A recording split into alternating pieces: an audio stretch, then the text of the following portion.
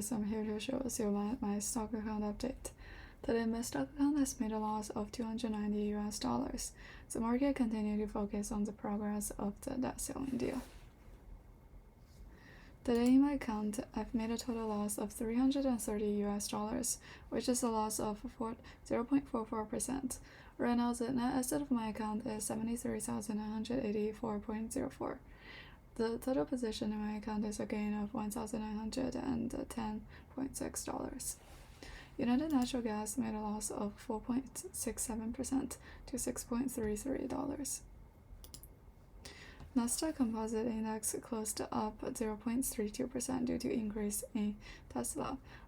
S&P 500 closed with a net gain of $0.07 per share, and Dow Jones Industrial Average closed down with 0.15% of loss.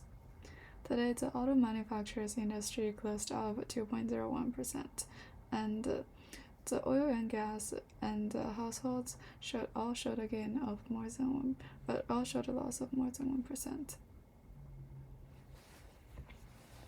Wall Street closed mixed on Tuesday. After the Biden administration and the House of Representatives reached a preliminary agreement to raise the U.S. debt ceiling, the market is weighing the chances of passing the deal in Congress. Nvidia share closed 3% higher, briefly worth more than $1 trillion, thanks by the generative AI boom. The company reported strong earnings and outlook last week. Only a few public companies to date have market capitalization of more than $1 trillion. Microsoft, Apple, Saudi Aramco,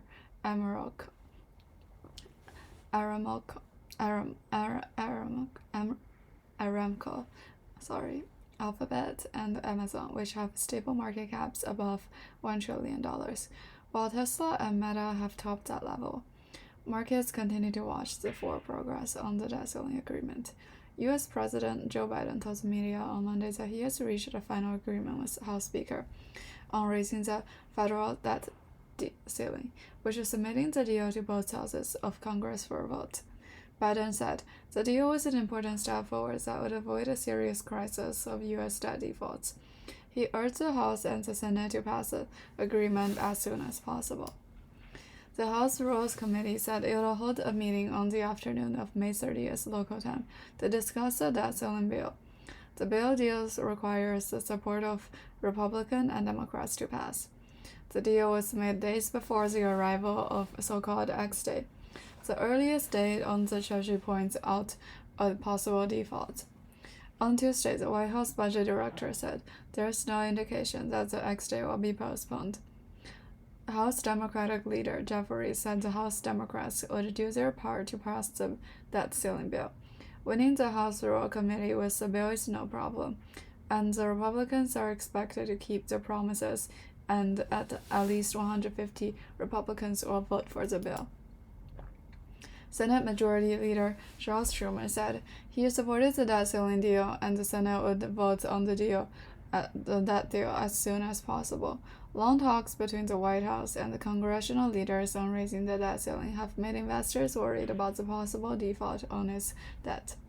Goldman Sachs economist wrote in a note, while there is still some risk to the upcoming votes in Congress, the main risk is that the political pressure will prevent the deal from being reached. A deal has now been reached, and it seems likely to pass both houses of Congress in the coming week. James Rosenberg, an advisor to Sydney brokerage Ord Minnett, commented, "The U.S. solution to the debt ceiling negotiations is terrible. Government deal that is still rising significantly. There are no real spending cuts, but it has now ceased the pressure. There is still a huge disconnect between the bond market and the equity market. Bond market suggests an extreme 70% chance of a recession next year. These signals are in sharp contrast with the resilience of the stock market."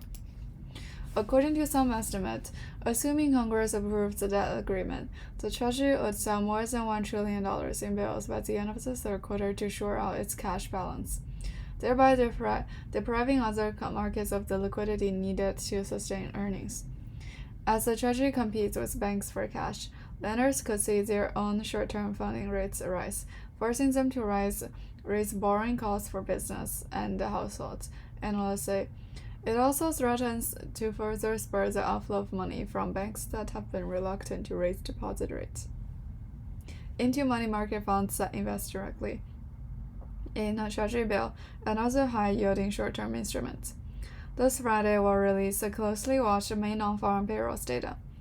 In addition, the U.S. Bureau of Labor Statistics will release the Vacancies and Labor Mobility Survey on Wednesday. That's all I have for today. Thank you for listening. Don't forget to subscribe and like. See you next episode.